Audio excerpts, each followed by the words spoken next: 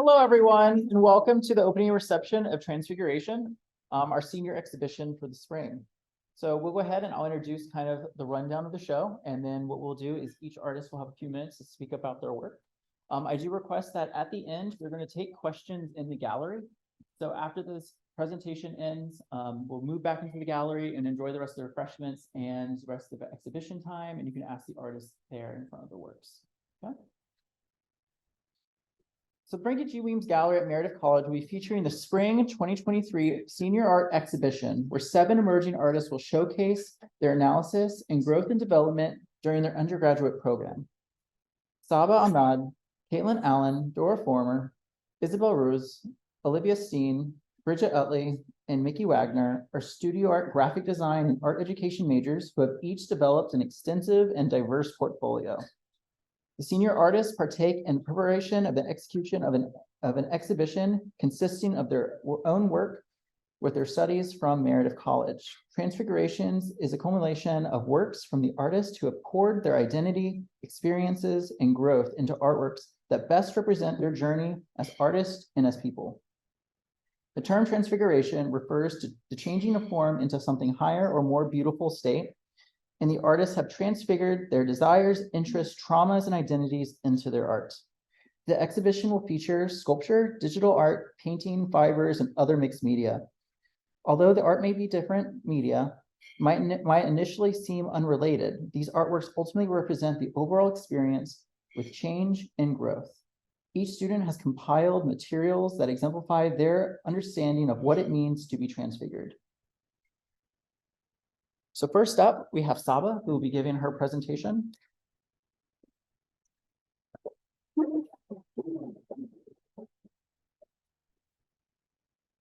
Hello, everyone. I wanted to start off with a little joke. So how did the artist fill up their CV? Drawing from experience. Good crowd. Okay. So my name is Saba Ahmed, and I am an art education major hoping to teach at a high school level visual arts, and I'm also an artist, so I like to work with sculpture, ceramic, painting, drawing, and fibers. And I know right now you're like, I still don't know anything about you, but I'm just going to talk about it as I go through my artwork. So these 2 works were inspired by my culture and my religion. And so I'm South Asian. My parents immigrated from Pakistan, and they're really devout Muslims. And so that's just a part of my life that's really impacted my experiences and my values. So this fibers project, or this embroidery, was the very first project I did in Emily Howard's class. And it's so the crescent moon is on the Pakistani flag, and jasmine flowers are the national flower. And in my head, I get really nostalgic whenever I smell jasmine flowers because it takes me back to like those memories in my grandmother's garden. So that was a really kind of crucial, those 2 things are really crucial to my sort of memories in Pakistan. And then this work on the right is my ceramic mosaic, and it's about Islamic dream interpretations. And for those of you who don't know, well, in Islam, rain is really symbolic of like good tidings, and it symbolizes kind of how if you make a wish or like pray for something while it rains, it's supposed to be a really good omen that your wish is going to come true. And my mom would always tell me this and tell me that if I ever dreamed and saw rain in my dreams, it would be a really positive sign. So yeah, rain has always been like a really positive thing for me. It's been something that's brought me a lot of comfort and peace. So these 2 things have kind of correlated with each other in that way, even though I never thought that they would until I put them together in this presentation. And then if you get a little squeamish with like fake blood or implied violence, then feel free to walk out or not look at the screen, because I know it's not for everyone. So on the left, this was my duality box project in Ceramics 1, and it was one of the very first projects that kind of inspired me to kind of push the concept for my work, and it changed the trajectory of like my art career in a way, because I never really thought of making social commentary with art at that point. And it's basically about if you don't, so the Madonna versus Four complex or theory is based on a Freudian concept, and I don't really love Freud or whatever. Not my favorite man, but it's basically about how in like a patriarchal sort of male gaze, women get sorted into these two boxes of either being maternal and worthy of respect and worthy of being someone's wife, and the opposite, like only worthy of pleasure and being like a person's mistress. And so the purpose of my ceramic project was to kind of make a commentary how sometimes when we put ourselves into these boxes trying to appeal to the male gaze, that it hurts us no matter which gaze that you're trying to appeal to, whether you want to be seen as respectable or someone that's like really attractive and hot or whatever. It kind of it bites you in the it hurts you either ways. And so that inspired me to push concepts more in my artwork. And then I created this painting, which was kind of, at the time I was struggling with obsessive thoughts, I guess, or like negative thought patterns a lot. And I know people see this and they're like, are you okay? Like they're getting really concerned, but it was actually a really cathartic process for me. And I don't think I would have been able to achieve that if I hadn't taken Holly's class. And so get better vibes now. So this bust is about pre-colonial beauty standards in ancient India. So if you don't know, Pakistan used to be a part of India, and in the 17th century, it was colonized by England. And that kind of impacted, the way that impacts my life today is that a lot of the beauty standards in the South Asian community are really based off of having white skin and being super thin. And so that negatively impacted my self-esteem in a way. And I got sort of those negative messages from people in my community growing up. But this was a sort of reclamation or being proud of my features today based off of ancient Indian poems that really praise dark skin like gold and having a big nose and really arched brows. And then you see the jasmine flowers around the hair again. So my next work is a stone carving. And I was really blessed to have been able to learn how to do this process, because I don't think I would have ever approached stone carving if it weren't for my sculpture class. And it's about my body image and how that's fluctuated throughout life, like being more confident in some points and being less in others, and kind of a love letter to myself, because now I'm more concerned with what my body does for me in like health-wise rather than how it looks. So these are two sort of positive reflections of how my self-image has improved throughout my life. And finally, I really just like creepy things. I don't know if you saw in the gallery, but I put too much soap in there, so it was overflowing. But this is how it looks like when it has nothing in there. And so this is my very first ceramic project and my most recent one. And I am really proud of myself for how far I've come with it. You can tell that I've like grew confidence-wise with ceramics, and they were both kind of inspired by similar concepts in the sense that I like, scary textures, and I wanted to showcase that, but I feel like I've achieved it better now. Yeah, that's all. Thank you so much for listening, and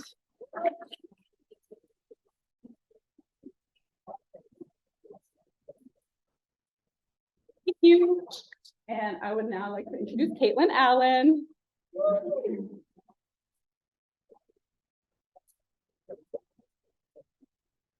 Hello, my name is Caitlin Allen, and this is my gallery talk. So a little bit about me. I am a studio art major and a graphic design minor, but I want to pursue a career full-time in graphic design once I graduate in May. Of course, the only good picture I have of myself is with my cat, so we get to be an honorary member of this presentation. But everything you see in the gallery of mine is going to be a stylized figurative work, and all of it is 2D. All of that is done traditionally, but I do also create work digitally on Procreate. All of my work references pop culture, and all of the work in the gallery you'll see has been inspired by song lyrics in particular. And all of mine tend to deal with something that's maybe impacting my mental health or making me anxious or making me upset. So it's a way of like a cathartic way to express my emotions. And I like to share them with other people because it builds community. It's a way for me to share my experiences because I know I'm not the only person who feels like this. So I'm going to go over 3 of the pieces in the gallery. This first one is kind of the one that inspired it all. It's called Make Money. And so you'll see a lot of my pieces in the gallery have an original concept date and a recreated date. And that's just because either the original piece was too small or it was done digitally and I had to remake it to be able to be hung in the gallery. But this one is from the fall semester of 2021. And at that time, I was working about 25 hours a week and I had a 16 credit hour course load and I could not do that. There are plenty of people who like work full time and go to school. And that's very impressive to me because that is not something I can do. So what ended up happening is I had to quit my job. But it took me a lot longer to quit my job than I should have in that semester because I felt really bad about not making money. I felt like I couldn't spend money if I didn't have a source of income to replace that money. And so this was a way to kind of express that feeling. And so the final product was actually a piece for a class I did last semester that was an independent project.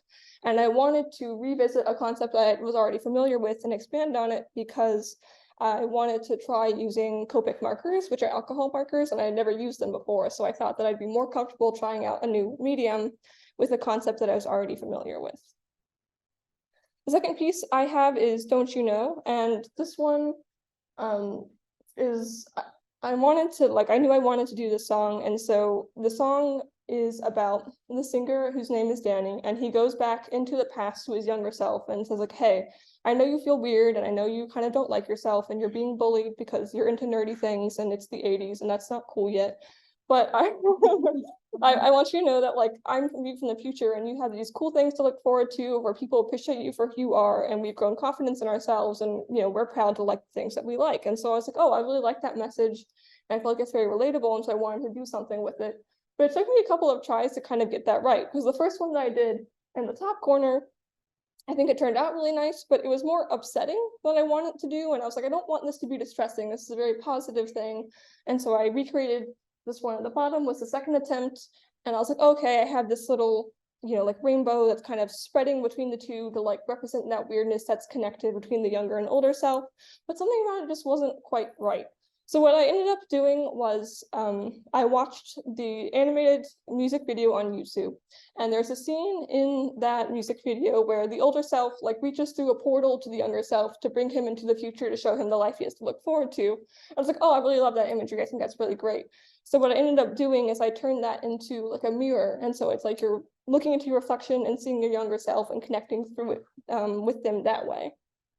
And then the third one that I wanted to include because it is like a recreation of the original concept, but I actually changed the song lyric to convey a different idea. And so the original one is this little GIF, but the imagery that I used the exact same. And then the first frame at the very top corner is actually kind of like the same exact like pose and imagery that I used in the final piece.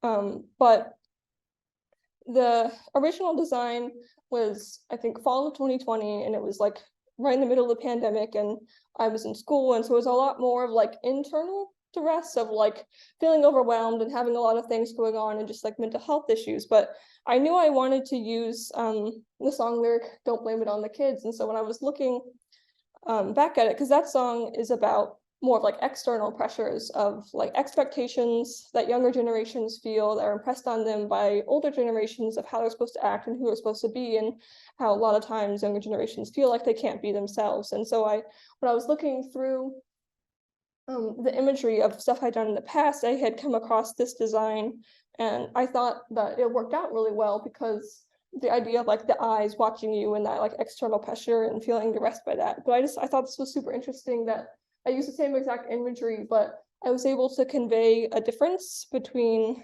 what I was feeling then in 2020 and what I'm feeling now in 2023.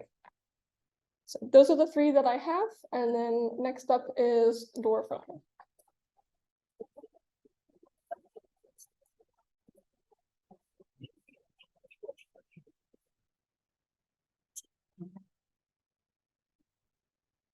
Left. Left and right. Yeah. Sorry. Hi, I'm Dora Fromer, and I am a multidisciplinary artist. And that just means I like to work across different mediums. My strongest being photography, graphic design, and fibers. The reason I came to Meredith College to seek out a degree was after my kids graduated, they encouraged me to go on and get a higher education. And then my husband had a major heart attack that also made me think about the future and what I would do. I want to say the art department here is great and I love everyone and thankful.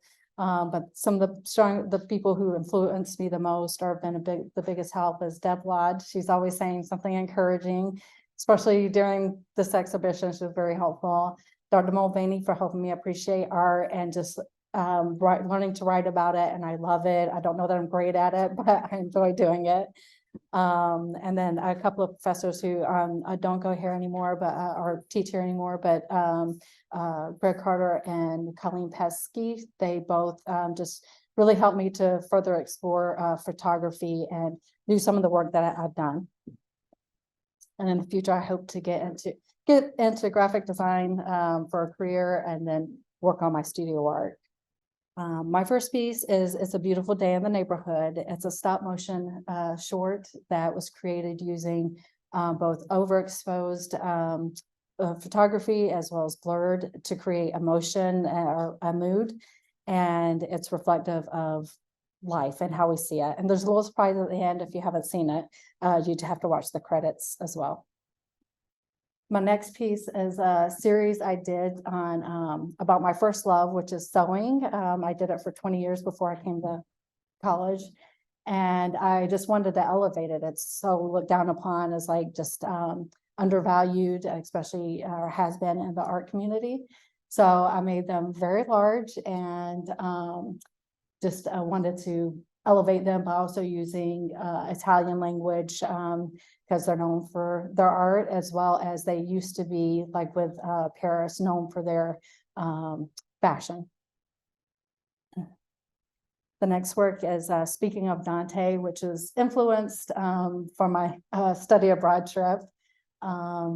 We had to do a perspective of very detailed as far as like deadpan view of the work. And I took this dictionary with me when I went to Italy. I didn't use it as much as I should have, but it's the one I decided to use. I used a scroll saw to cut out the shape of Dante, who was the father of the Italian language, which was from Latin and slang. And then, of course, the English, because that's what I needed. This next piece is fused glass. I got to do it when it was my first semester of college, and I fell in love with glasswork and I'd like to do more of it. But it was also a exploration of values within grayscale. This piece was one I did with Professor John Stone for a photography and social change class. And the topic was overpopulation and how to do something about that. So I chose spaying and neutering your pet, and I created a series of 3 posters that I put in different locations in my hometown, or not hometown, but where I live in Sanford. And people were encouraged to scan the QR code where they go to a website that has a little bit of information about spaying and neutering. I didn't make it overwhelming, just a few facts about it and a little survey that, hopefully they responded to. And where they could go to spay and neuter their pet. And last is House of Thought. This was one during the pandemic. I was taking ceramics, and Professor Fisher had to think of something interesting for us to do when everybody had to go home and couldn't come up to the school anymore. So it was a focus on duality and our emotions, and it was to be a treasure chest of those our thoughts and emotions during the 30 days that we went over it. And most of it is stuff I did with my youngest daughter, like she's into fish and flowers, and there's even within the flowers, if you look, there's little buttons from where we did some sewing. And the house was to show both the good and the bad of it. And just thank everyone for coming out. We really appreciate it.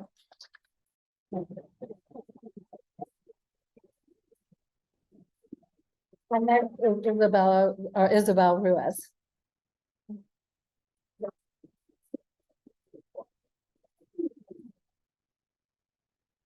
Hi, my name's Isabel. I am studio art and psychology double major with the intention of eventually going into art therapy in the future. A little bit about me, for those who don't know me, art is pretty much ingrained into my DNA. I live it, I breathe it, I don't sleep it. Yeah, many late nights. But when it comes to doing art within like school, I've been doing it straight through since 8th grade. I mostly focus on like drawing and painting throughout high school and a little bit of like my beginning years of here at Meredith, just because like that was what was easily accessible. But because of the classes here at Meredith and the teachers and the opportunities, I started shifting into using different media and going into a more sculptural aspect with my work. I like to experiment with a lot of my stuff, especially as I learn about new medias that I could use. And I like mixing them, such as like visual journaling, but also experimenting with the sheer size of my work, because you saw in the gallery, I have a lot of large size pieces that are larger than I am. But you know what? That's the fun of it. And some of the new media that I experimented with and I found that I really vibe with is ceramics and plaster. And that's just, that's my groove. But through all of that experimentation and learning, conceptually, art became an emotional outlet for me. Years ago, I've tried talking, like typical talking therapy, didn't work for me, very awkward for me, but I found that by using projects and having the concepts deal with stuff that I was struggling with, that was a much better outlet for me and it worked for me. And that is why I want to go into art therapy in the future, is that having that relief and that outlet for me, I want to provide that for other people. Here are a couple of works where I just pretty much express who I am within my work. We have my bust, my self-portrait bust, that's just me. I say that I'm made of art, and you have a very realistic me just morphing into paint.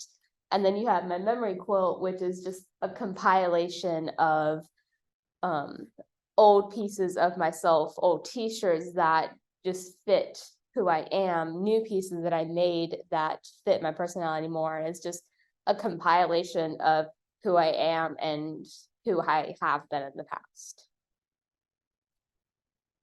But as of freshman year, like spring freshman year, right before COVID hit, I shifted into a more figurative aspect within my work. And that was when I returned to drawing through figure drawing.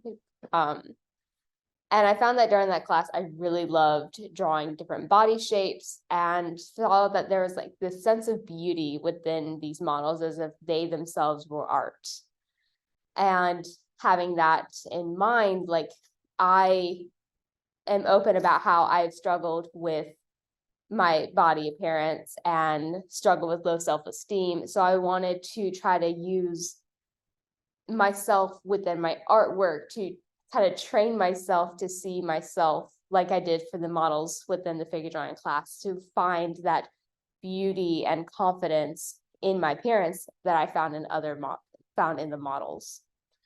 With that said, also, I have a lack of faces within my work because that takes away a definitive identity within those pieces and allows others to recognize themselves and recognize their own struggles within the work and feel that they are less alone in what they're feeling with. And that is a way for me to connect with other people that I really like to do.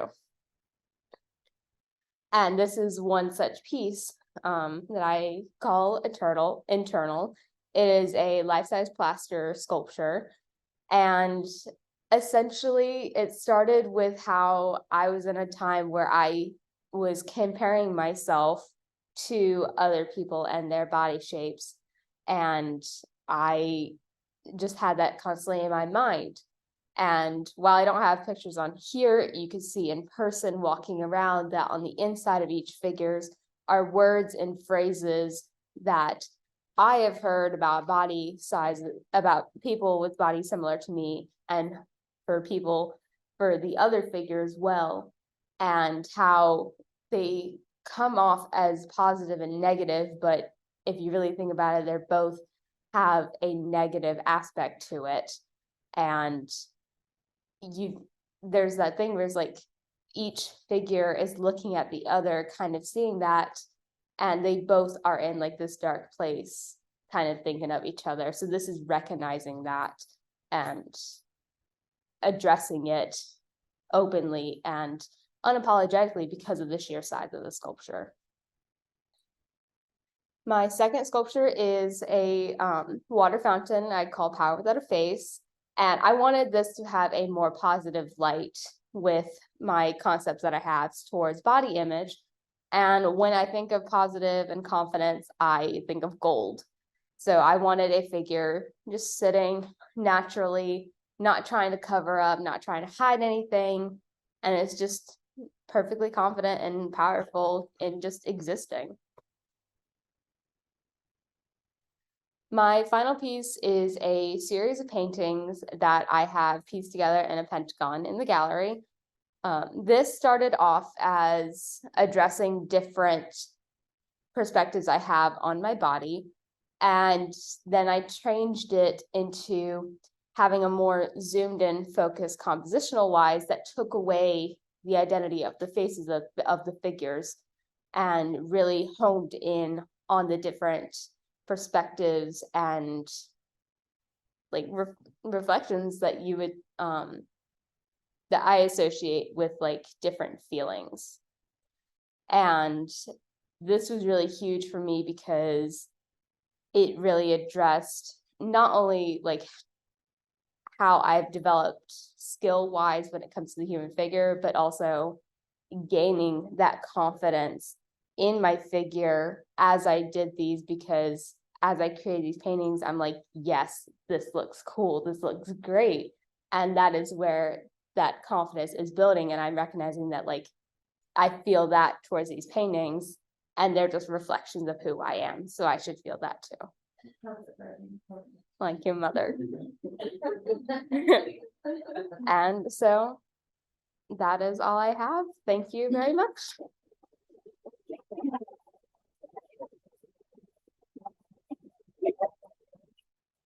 Next, we have Olivia Steen.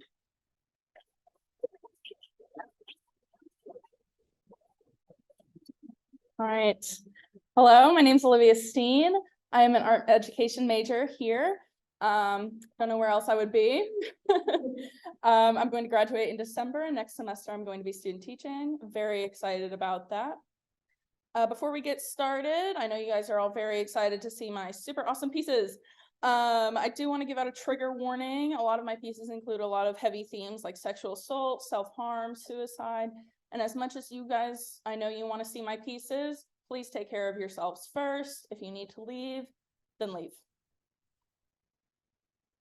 My first piece, he says really, is called despoliation. The definition of despoliation is to strip of belongings or value or to pillage. These pieces are about my sexual assault. I was sexually assaulted when I was 14.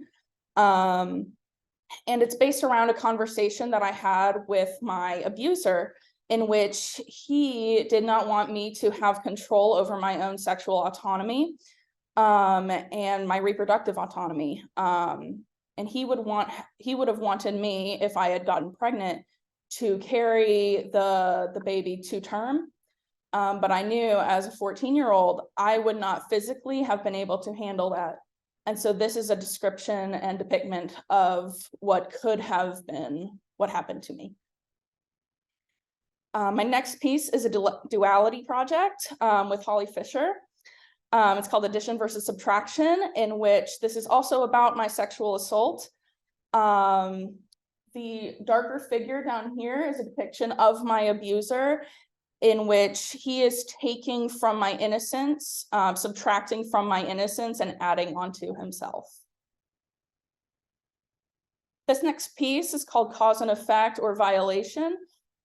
This piece is a depiction of me after my sexual assault in the bath. I take a lot of baths. I find baths very healing for me. It's a safe space, it's relaxing. And so I went there to kind of hide, but I also like was thinking about killing myself. I didn't want to be around anymore. I felt disgusting. And so in this piece, I am depicted in the bath, and the things that I wanted to do to myself. This piece is my first stone sculpture. I actually swung really heavily into stone sculpture and rock carving and all that good stuff because of a sculpture class that I took with, once again, Holly Fisher. And this piece really references my relationship or lack thereof to my mother. And she is absent. She's been absent from my life since I was 13. And so I really had to become my own mother figure. I had to mother myself, really parent myself. And so this discusses how I wanted to fold into myself. I was very shy. I wanted to still be a kid and do my own thing, but I really had to think of the bigger picture, and climb into, you know, my womanhood without a tool or a ladder. These pieces I created during my 499, which is an independent research study here at Meredith. I chose to focus on rock carving. These pieces encompass change throughout my life, just as a whole. And I soon figured out that a lot of my pieces focus a lot on heavy topics in my life, as well as change in my life. And so through these pieces, I discuss grief and growth and how those two things can exist at the same time. And you can experience grief in change and grieve what is changing and grieve what you're losing, but also grow from those experiences. This piece is my most recent piece. Although I did not start it most recently, this piece actually sat in my closet for about 1.5 years. It was my second stone after my very first one. Unfortunately, it broke. And initially, I wanted to base this piece after my very healthy relationship with my boyfriend, who is here today. And I was like, well, my relationship's going awesome. Can't really have it broken. So it just kind of sat in my closet until I figured out what I wanted to do with it. And the concept I really landed on was broken relationships in my life. I'm 21. I've had other, relationships, other partners that did not work out, not even close. And even friendships, that just crumble and fall apart. And I am 21, and a lot of these changes are going to be happening throughout my life. I'm going to have, hopefully not more failed romantic relationships, but maybe failed friendships, failed work relationships, failed jobs, things like that. And these things are going to happen. And it's my personal philosophy that change happens to everyone.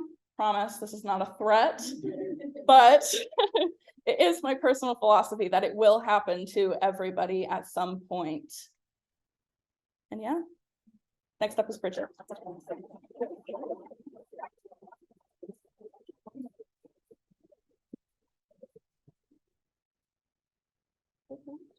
Hi, everybody. My name is Bridget, and this is my artist talk. I wanted to start off by kind of like a little introduction of myself. In my free time, I love hanging out outside, going on hikes, walks, kayaking, paddleboarding, anything outside I'm down to do. During these adventures, I enjoy taking pictures and including my dogs in as much fun as I can. These are my two, I call them my children because I'm a typical millennial and I'll take it. But that's Pumpkin, he's a little guy, and then Rebel, who's a big goober. My educational background is in science. I have an associate's degree in science with a focus mainly in biology. So when I came over to Meredith, I was actually in the animal bio program. And growing up, I was always drawn to animals. I like to think that it was focused in on mammals like horses, cattle, dogs, cats. But in reality, looking back, I wasn't picky. I'd play with reptiles, insects, amphibians, you name it, I will play with it. So naturally, I wanted to become a veterinarian when I was younger and help out all of these creatures. That didn't happen, obviously. During my first or second semester here in the animal bio program, I was introduced to an animal bio lab where I was presented with facts that would essentially change my perspective. My animal bio teacher here was an entomologist, so she was a person who studied insects. She told me about the species division and how 80% of the world's species and insects were insects. Yeah, and she told, I feel that this is where my spark to explore new perspectives kind of came from. Knowing that there were many tiny creatures that crawl around us and we're just living our lives, like not noticing. And I really wanted to shine some light onto these little guys because they literally shape our world that we live in. So that leads me into my first highlighted project. Is a decomposer trilogy. Being a kid, I would go around and flip up rocks and play with bugs. I would like to see what crawled around, what moved, and being a part of the science world, my fascination grew. And I wanted to know what the species was, what their purpose was, and how they survived. During one of my photography classes with Professor Johnstone, I wanted to revert back to my childhood and flip up some more rocks. So that's what I did to create some of these pictures at a different perspective. I leaned into learning about the capabilities of my cameras and seeing how much of a personal perspective I could get through these tiny creatures. These three decomposers are most common in North Carolina. You have the worm, the roly-poly, and the snail. On any rainy day, you can go out, flip a rock, and you'll see one, if not all three of these under a rock on a hot, humid day. These decomposers, they'll break down matter from decaying matter, leaf matter, to grass clippings.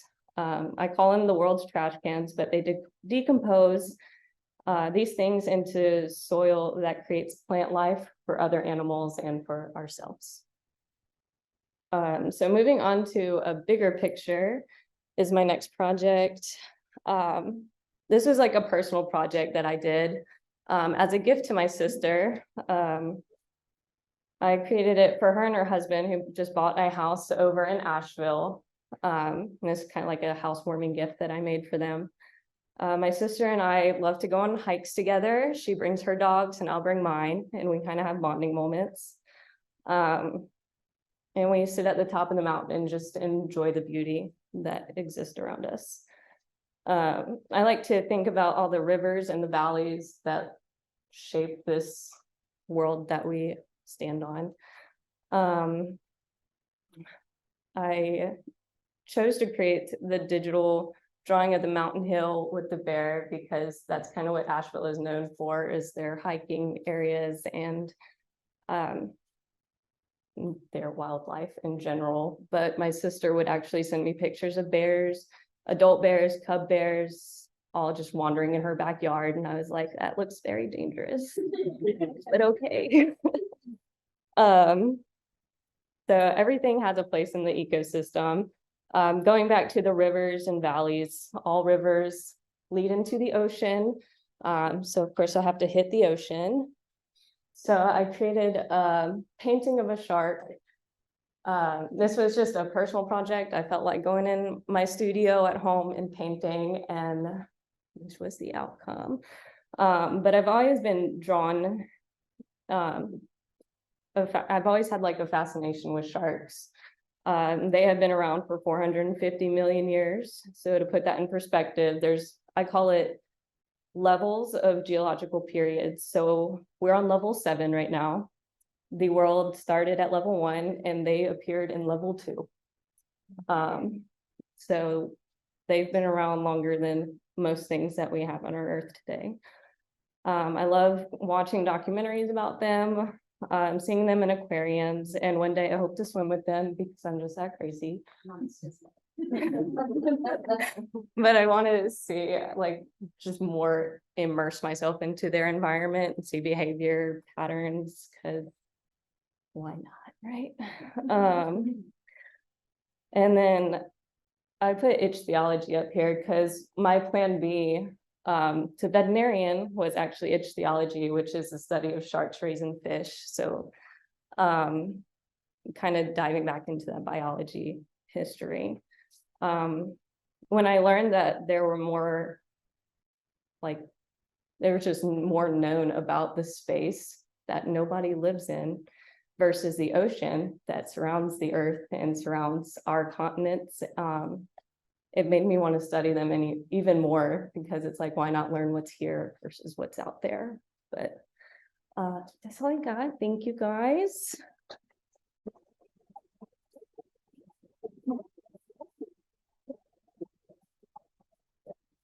I'll give a warm welcome to Mickey.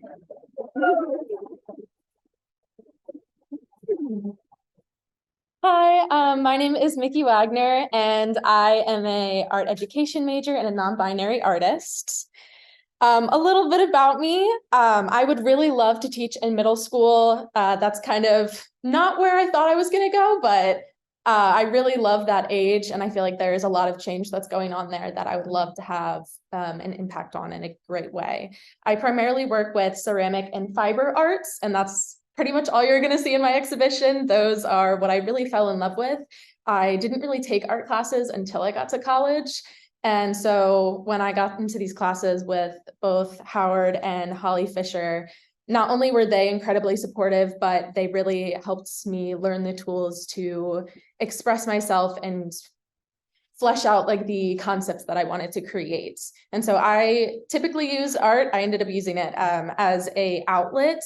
It is a really healing practice that I also would love to teach to a younger audience. I feel like there's so many emotions that are going on, especially in middle school, and there's not always a healthy way for them to express that. And they also don't really have the vocabulary to verbalize a lot of what they're feeling. And so with art, that is a way to express those emotions, those internal thoughts, without having to actually verbalize them. And so the main themes that I work with are mental health, body image, gender dysphoria, and the relationship between body and nature. So the first piece I would love to talk about is something that I did in my sculpture class, and it is a self-portrait bust. This is kind of one of the projects that really helped me work on my body image, considering I had to stare at 3 zoomed in pictures of myself every single time I worked on it. It kind of wears you down regardless.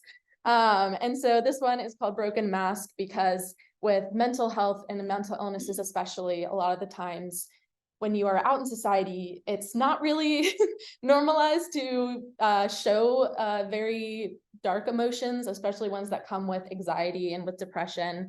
And so by masking, you can put on a persona or an aura that you have, you know, a bubbly personality, which I do, and I feel that most of the time, but sometimes I have to kind of mask what I'm actually feeling, so it doesn't affect the environment around me or the people around me. And so this is kind of a representation of what happens when you bury all of those thoughts and all of those feelings to the point where you reach a peak and it breaks through. And so that's what I did with the watercolor, and I feel like that's a very good contrast to the crown that I created. And I tried to have sort of a faint smile on the figure, so it looks very regal. It looks, you know, without the tears, you wouldn't know that it's feeling anything negative underneath. The next one is something I did in my art ethics class called Inside Mental Illness. This is a representation of 3 different types of mental disorders. I wanted to do a variety. Obviously, there's way more than 3, but I wanted to do ones that are more normalized and discussed within society, and ones that are much less so, and ones that are especially villainized in a lot of media that we have today. And so the first one at the top is anxiety. And then the second one in the middle here is eating disorders. And the last one is schizophrenia. And so for the first two, I could really draw from my own personal experiences with those mental disorders. But for the last one, and for all of them, I looked at a lot of personal accounts that people had where they described their experience, they described their thought processes and how that reflected them. And the thing with mental illnesses is that it is an invisible disorder. You will not likely be able to tell if somebody has a mental disorder. And what I learned with schizophrenia is that a lot of the times I feel like in media, especially and in films that we have, it's made to look very scary, almost like a crazy person, you know, they're very violent. But you wouldn't really know somebody has schizophrenia unless they told you. And so I wanted to have the images of these different figures, as well as a lot of the thought processes that happen within their minds. So things that, you know, are flooding through their thoughts when they're spiraling, or things that their thoughts are telling them that are what, you know, make up these mental disorders. Then the next one is veiled deity. And this is also another one that has a more positive kind of light that's shed on it. A lot of mine are expressing very negative thoughts, but I like to kind of also work with some self-love. So this is a love letter to my own body. I started using my own body as a reference in a lot of my art when I found that, unfortunately, if you look up a certain, you know, reference photo on Pinterest, you're going to get a lot of thin figures that don't really reflect me or the body types that I kind of wanted to explore. And so by using myself as my own reference photos, I could, you know, move myself or position myself in ways that I knew that I wanted for the final product. So this one is also meant to kind of have a bit of animosity to it. So that's why it has a veil. So it can really connect to anybody. But I found that the self-love comes in when you are positioning yourself in these ways where you have these folds and the curves in your body and the body rolls, and all of that fleshiness really creates these beautiful pieces that kind of like helped me see myself as more of an art form almost, as I saw myself reflected in these pieces. And so the last one I did in fibers too. I had not really done any fiber work until I got to fibers, and I really fell in love with it. I cannot even count the amount of times I would spend around 10 hours on the weekends, not particularly working on anything that was for a project. I just really loved experimenting, especially with dye. And those materials are not incredibly accessible outside of that. So having access to this vast amount of materials for fiber arts within the studio kind of made it my own little home there. And so most of the time, if I was in these class and you needed me, I would be in the studio. And so this one is a batik, and the process of batik is layering wax and dye on top of each other over and over again. And I don't know the exact amount of layers that I did on this piece, but it was a lot. Because I wanted to have all of those tiny little details that's supposed to represent water, and that's kind of covering the rest of the body, so you only see part of the face. And because of all of those layers, it's almost kind of like a metaphorical weight to represent the weight that we put on ourselves, the weight that society puts on us, and how it almost can feel like you're drowning. You're not really sure what is going to be that final piece that is going to push you beneath the surface. So that is the rest of my presentation. Thank you.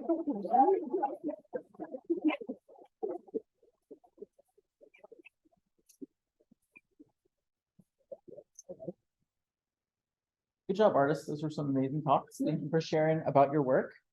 Thank you all for coming to the gallery talks and opening reception. Please enjoy the rest of the refreshments, and please feel free to explore the rest of the gallery. The artists will be taking questions in the gallery. So thank you so much for coming out tonight.